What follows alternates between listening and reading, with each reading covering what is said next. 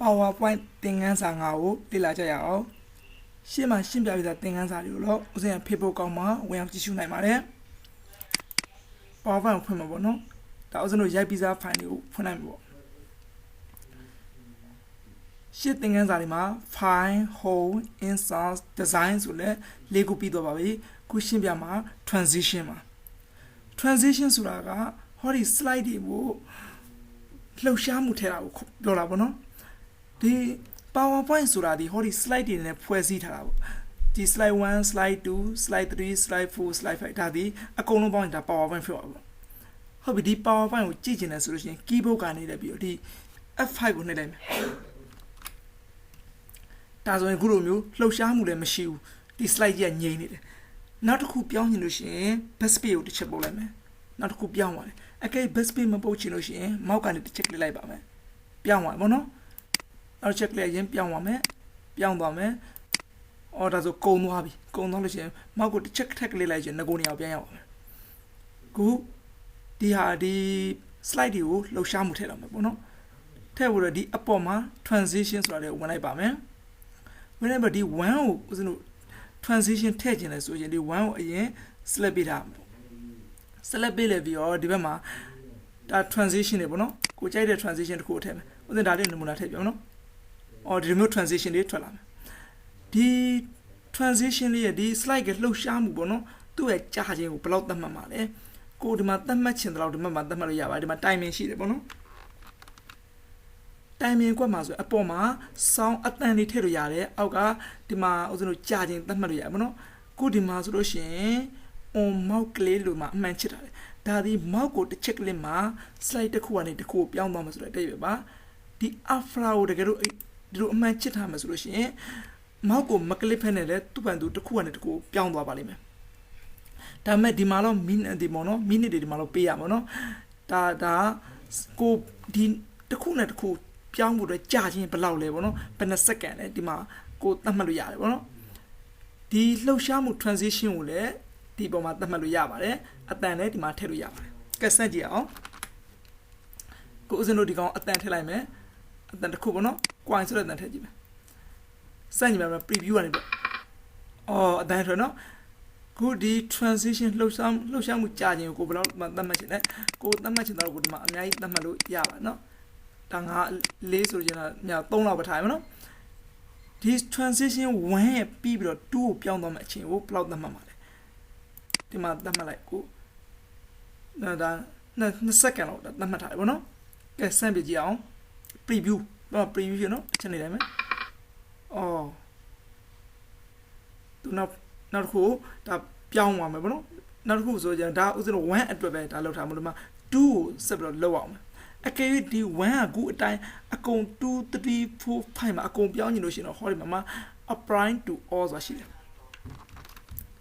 apply to all နော် apply to all တစ်ချက်နဲ့ကျဒါအလိုတည်းပြောင်းအောင်နော် apply to all နှိပ်လိုက်ပြီအဲ့ဆိုသူ့ဘန်သူအကုန်ပြောင်းသွားတယ်ဒီမှာ preview တစ်ချက်ကြည့်ပါနော်အော်အဲ့ဒီအတိုင်းပဲ2လို့3လို့4လို့5လို့မှာပြောင်းသွားမှာကိုယ်တိုင်းကတော့ဒါတစ်ခုဒီ preview ဆိုတာဒီလက်ရှိလုံနေတဲ့လောက်ဆောင်မှုတစ်ခုကိုပဲကြည့်တာပါအကုန်လုံးကိုကြည့်ကျင်တယ်ပေါ့နော်ဥစဉ်တို့ PowerPoint ရဲ့လှုပ်ရှားမှုကြည့်မယ်ဆိုရင် keyboard ကနေပြီးတော့ F5 key ကိုနှိပ်ရပါမယ်ကဲ F5 ကိုနှိပ်လိုက်မယ်အော်ဒီလှုပ်ရှားမှုတိုင်းမှာနောက်တစ်ခုကိုဆက်ပြီးပြောင်းပါမယ်နော်အော်ပြောင်းသွားနော်အဲ့တော့ဥစဉ်တို့က mouse မှာလည်း mouse click မှာလည်းအမှန်ချစ်တာအတွက် तू ကကြားနေတယ်ဆိုရင် mouse ကိုတစ်ချက် click လိုက်လို့ရှိရင်လည်းပြောင်းသွားပါလိမ့်မယ်then တစ်ချက် click ပြောင်းနော် mouse နောက်ပြောင်းသွားနော်မြန်အောင်နောက်တစ်ချက်ထပ် click ပြောင်းမယ်ဒါတန်ပြောင်းသွားမှာနော်ဒါဆိုဒါနောက်ဆုံးပါပဲဒါကုန်းသွားပြီဆိုရင်တစ်ချက်ကလေးလိုက်ရင်ဒါငကိုရပြန်ရောက်သွားတယ်ပေါ့အကဲဒီ2မှာဆိုရင်ဦးဇင်းတို့ဒီ set transition ထည့်ရရပါတော့မတူတဲ့ဟာလေးတစ်ခုထည့်လိုက်မယ်ဒီလိုပုံလေးထည့်လိုက်မယ်အဲ့ဒါ2ထည့်မယ်နော်အတန်လေးကိုအခြားအတန်ပြောင်းမယ်ကြာခြင်းဦးဇင်းတို့ဒီမှာသတ်မှတ်မယ်ပေါ့နော်1လို့ထားမယ်တတိယနေတော့2ပြရမယ် preview နဲ့ကြည့်ရမယ်2အတန်နော်တတိယလည်းထည့်တာဦးဇင်းတို့ဒီမှာ transition ထည့်တဲ့ဟာဒီဘက်မှာကြည့်လိုက်ပါဒါ transition ထည့်တာဒီဘက်မှာသူကတတိယအောင်မှာဒီလိုကျယ်ဖွင့်လို့တန်ပုံတန်လေးပြထားတယ်နော်ဒါဆိုတာ transition ထည့်တာတဲ့ပဲပေါ့နော်ဒီမှာဆိုတော့ဦးဇင်းတို့ထည့်မယ် transition အတန်ကိုဘာကြောင့်ဘာအတန်ပြောင်းမလဲအတန်တစ်ခုပြောင်းမယ်ပြီးတော့ဒီမှာ transition ကိုခြားပုံစံတစ်မျိုးလေးအော်ဒီပုံလေးထည့်မယ်နော်ဟုတ်ပြီနံပါတ်4ကိုပြောင်းလို့တစ်ခုထည့်မယ် transition ဒီမှာအများကြီးပါပဲကိုထည့်ချင်တယ်ပေါ့နော်အတန်ကိုဒီပြောင်းမယ် sound ကနေပြီးတော့ကိုပဲပုံပြောင်းချင်တယ် voice ဆိုတဲ့အတန်ပြောင်းမယ်ဒီမှာအမှန်ချစ်တာနော် after ဆိုတာအလိုလျောက်သွားမှာကဲစမ်းကြည့်မယ်ကဲဒီမှာနံပါတ်5ဟောက်လည်းဆိုပြောင်းမယ်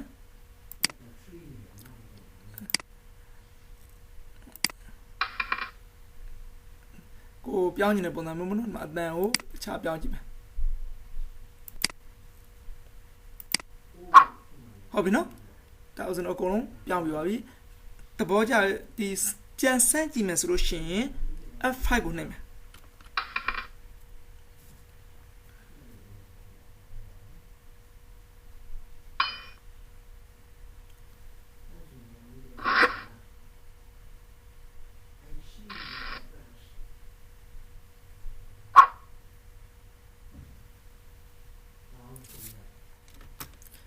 ဒါဆိုရင်ဥစဉ်လို့ slide ဒီမှာလှုပ်ရှားမှု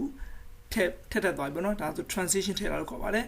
ခုတခါ transition ကြောင့်သဘောပေါက်သွားလို့ရှိရင် animation ကြောင့်သွားမယ် animation ဆိုတာကဒီမှာ1ကိုယူထားမှာနော်ဒီစလုံးလေးတွေရဲ့လှုပ်ရှားမှုထည့်တာကို animation ထည့်လို့ခေါ်ပါတယ်ဟောဒီ transition ဆိုတာက slide တွေရဲ့လှုပ်ရှားမှုထည့်လားဒီမှာဒီ video မကြိုက်ဘူးဆို keyboard ကနေ delete နဲ့နေလိုက်ပါနော်ဒီစလုံးကိုဥစဉ်ထည့်မယ်ပေါ့နော်ဒီလှုပ်ရှားမှုထည့်မယ်စလုံးဒီတိုင်းထားဒီကောင်လေးကိုအရင် active ဖြစ်နေရမှာနော် active ဖြစ်နေဒီလိုပုံဘေးမှာ4000ပုံလေးပေါ့လေပေါ့ဒီမှာ animation တွေမှာကျွန်တော်ရွေးမယ်ကြိုက်တဲ့ဟာတစ်ခုပေါ့နော်ကစမ်းကြည့်မယ်တစ်ခုတော့ဒါဆိုဒီလိုမျိုးနောက်ကအလင်းရောင်လေးထည့်တာပေါ့နော်အခြားတစ်ခုပြောင်းလို့စမ်းကြည့်မယ်အော်ဒီလိုထည့်ချင်တဲ့ဟာလေးဒီမှာပြောင်းလို့စမ်းကြည့်လို့ရတယ်ဒီလိုမျိုးသဘောကျလာပေါ့နော်ကိုကြိုက်တဲ့ဟာလေးကိုထည့်လို့ဒီမှာရတယ်အများကြီးအပေါ်မှာရှိတယ်ဥစဉ်ဒီမှာတစ်ခုထည့်လိုက်မယ်အော်ဒီမျိုးစလုံးလေးခုံနေနော်ဒါဥစဉ်တို့ထည့်တဲ့ဟာကိုဒီမှာ preview မှာကြည့်လိုက်လို့ရတယ်ဒီလိုမျိုးခုံနေလေပေါ့နော်ဟုတ်ပြီဒီတိုင်းဆိုလို့ရှိရင်ဥစဉ်တို့ဒီစလုံးရာဒီမှာပေါ့နော်တတွဲလုံးခုံနေတယ်အဲ့ဒါတတွဲလုံးမခုံရင်ဒီ A တလုံး S တလုံးအဲ့ဒီလိုတလုံးချင်းခုံနေလို့ရှိရင်နော်ဘယ်လိုလုပ်မလဲဆိုဟောဒီမှာ animation ဆိုတာကွာအောင်မဒီဘက်မှာဆိုရင်အောက်မြအောက်ဆိုင်ပုံလေးရှိတယ်နော်ဥစဉ်ပြပါမယ်ကလို့မြအောက်ဆိုင်ပုံလေးရှိတယ်အဲ့ဒီမြအောက်ဆိုင်ပုံလေးကိုတစ်ချက်လိုက်ပါမယ်ခုလို dialog box လေးကြာတယ်နော်ဒီ dialog box လေးမှာဥစဉ်တို့ဒီအောက်မှာအောက်ဆုံးတစ်ချက်လိုက်မယ်နော် click လိုက်ရင်ကို all at one လို့ဖြစ်နေတယ် all at one ဆိုအကုန်တစ်တွဲလုံးဖြစ်မှာပေါ့နော် by warp စကလုံးဆိုလိုက်ဖြစ်မှာနော် by warp ကိုကျွန်တော်ပြောင်းလိုက်မယ်နော် okay ကဲမစမ်းကြည့်ပါအော်ဥစဉ်တို့ဒါဒီဟာအရှင်ဆိုတာတစ်ခုသူစိတ်ဓာတ်ဆိုတာတစ်ခုဒီစကားစုကဒါနှစ်စုရှိတယ်ဒီကိုစကားစုတိုင်းဖြစ်တာနော်ပြန် preview နဲ့ကြည့်မယ်ဥစဉ်ကကိုအဲ့ထားလည်းမလို့ရော A ဟာတစ်လုံးခုံကျင်တယ် S ကတစ်လုံးခုံကျင်တယ်တနည်းအားဖြင့်ဒီစလုံးလေးတွေလိုက်ခုံကျင်တာပေါ့နော်အဲ့ဒါမျိုးဆိုဘယ်လိုပြောင်းမလဲဆိုရင်ခုနအတိုင်းပါပဲဒီဘက်က outside မြားလေးကိုတစ်ချက် click လိုက်မယ်ပေါ့နော် by warp ကနေမှာ by letter okay မနေလိုက်နော်ဒီတစ်ခုနဲ့တစ်ခုကြားနေမှာ between ကြားနေမှာအကြာကိုလေကြာခြင်းလို့ဥစဉ်ဒီမှာသတ်မှတ်လို့ရတယ်နော် okay နှိပ်ကြမယ်ကိုစကလုံးတစ်လုံးချင်းစီသွားတယ်ဟုတ်ပြီခုတစ်ခါ animation ဒါတစ်ခုထည့်ထားတဲ့အတွက်ဒီမှာဆိုရင်1လို့ပေါ်နေတယ်ဒီမှာ1ဆိုတာလေနော်အဲ့ဒီ1ဆိုတာလေးကဒါ animation တစ်ခုထည့်ထားလဲဆိုတဲ့အဓိပ္ပာယ်ပါအကယ်ဒီမှာ animation ထပ်လို့နှစ်မျိုးထပ်ထည့်ခြင်းလဲဆိုရှင်ဒီမှာ add animation ဆိုတာရှိတယ်အဲ့ဒီကနေမျိုးကိုစနိုကိုပြောင်းထပ်လို့ထည့်ခြင်းတာလေးထည့်မနော်ဒီမှာဆိုအများကြီးရှိပါတယ်ဆွဲကြည့်လိုက်ပေါ့ကဲဥစနိုဒီ line လေးထည့်ခြင်းဒီအောက်က line လေးနဲ့သွားကြည့်မယ်အော်ဒီလိုမျိုးပေါ့နော်ဒါကိုကိုကဒီ line လေးကနေကိုအဲ့ဒီလိုပုံသွားမှာလားဒီဘက်ကို line လေးကိုဒီဘက်ကိုတစ်ခါရွှေ့ကြည့်မယ်ဒါဆိုရင် custom preview ကြည့်လိုက်ပြီးလို့ရှင်ဒါဒုတိယ animation ကိုဆက်ပြီးလှုပ်လိုက်မယ်အော်ဒီမှာနှစ်ခုလှုပ်တယ်နော်ဟုတ်ပြီဒီမှာကြီး1 2လို့ပြထားတယ်1 and 2ဒါဒီ animation နှစ်ခုထည့်ထားတဲ့သဘောပါအကယ်3ခု4ခု5ခု6ခုကိုထည့်ချင်တော့ထည့်လို့ရတယ်ခုအစဉ်3ခုဖြစ်အောင်နောက်တစ်ခုထည့်ပြမယ် add animation ကိုတစ်ချက်နေမယ်ဝင်လိုက်မယ်ဝင်လိုက်ပြီးတော့ဥစဉ်ဒီမှာတစ်ခုယူလိုက်မယ်ယူလိုက်ပြီးတော့ဒီဟာကိုဥစဉ်တို့ဒီမှာမြားပေါ့နော်ဒါကိုပြောင်းမယ်ဒါဆိုဒီကနေပြီးအဆုံးကနေပြီးသူဘယ်ကိုဆက်သွားမလဲဆိုလို့ရှိရင်ဒီအောက်ကိုသွားမှာပေါ့နော်ကဲစမ်းကြည့်မယ် preview ဒါဒီပထမထည့်ထားတဲ့စလုံးလှုပ်ရှားမှု animation ဒုတိယ animation ကိုဆက်သွားလိမ့်မယ်အော်တတိယ animation ဆက်သွားလိမ့်မယ်အော်ဒါ animation ဦးဇင်းတို့ဒါ3ခုထည့်တာဗောနော်အကဲကိုမကြိုက်ဘူးဆိုရင်မကြိုက်တဲ့ animation ကိုသွားတော့ဒီမှာ select ပေးမယ် select ပေးတော့ keyboard ကနေ delete နေမယ်ဒါဆိုရင် animation နှစ်ခုပဲရှိတော့မှာဗောကဲစမ်းကြည့်မယ် preview နဲ့သွားကြည့်မယ်ဒါပထမထည့်ထားတဲ့ animation ဆက်သွားမယ်ဒါဒုတိယ animation ဒါနှစ်ခုပဲထည့်တာနှစ်ခုပဲရတာအကဲကွာဒါတစ်ခုတည်းထည့်ခြင်းလဲဆိုရှင်လည်းရတယ် animation ကိုပြန်ဖြုတ်လို့ရတယ်နော်ဒါပထမ animation ဒုတိယ animation ရပြီနော်ကဲဒုတိယ animation ကိုဖြုတ်ခြင်းဒီမှာတော့ select ပေးလိုက်ပါနော် select ပေး keyboard က delete နေလိုက်ပါနော်ဒါဆိုရင် animation တစ်ခုပဲကျန်တော့တယ်ဒီမှာဆိုရှင်လည်း1လို့ပြနေတယ်ဒါဒီ animation တစ်ခုပဲကျန်တော့လားဦးဇင်းတို့ဒါဆိုကိုဒီ animation ကိုသဘောပေါက်သွားပြီဆိုရှင်ကစမ်းကြည့်မယ်နော်အကုန်လုံးကိုဒီ powerpoint အနေနဲ့ကြည့်ကျင်တယ်ဆိုလို့ရှိရင် keyboard ကနေပြီးတော့ F5 key ကိုနှိပ်လိုက်ပါမယ်ဟုတ်ပြီ animation ဝင်လာလိမ့်မယ် animation ဝင်လာပြီနော်ပြီးတာနဲ့သူ2ကိုဆက်ပြောင်းသွားလိမ့်မယ်ဟော3ကိုဆက်ပြောင်းလာလိမ့်မယ်ဒါဆိုနောက်4ကိုဆက်ပြောင်းသွားလိမ့်မယ်ဒါနောက်ဆုံးဟာတစ်ခုကိုဆက်ပြောင်းသွားလိမ့်မယ်ဒါဆိုရင်ကုန်ပြီပေါ့နော်ဒါကုန်သွားလို့ရှိရင်တော့ keyboard ကဒါခုလိုမျိုးပေါ်ရင်ကုန်သွားလား best space ဒါတစ်ခု keyboard ကမနော် space bar တစ်ချက်လောက်ပို့လိုက်ပါဒါဆိုငကိုတိုင်းဖြစ်သွားလိမ့်မယ်ခုလောက်ဆိုလို့ရှိရင်ဒီ transition ဆိုတဲ့ slide တွေကိုလှုပ်ရှားမှုထည့်နည်း animation ဆိုတဲ့ဟောဒီစလုံးတွေကိုလှုပ်ရှားမှုထည့်နည်းကိုသဘောပေါက်သွားတော့ပါပြီခုသင်ခန်းစာကိုတော့ဒီမှာပဲ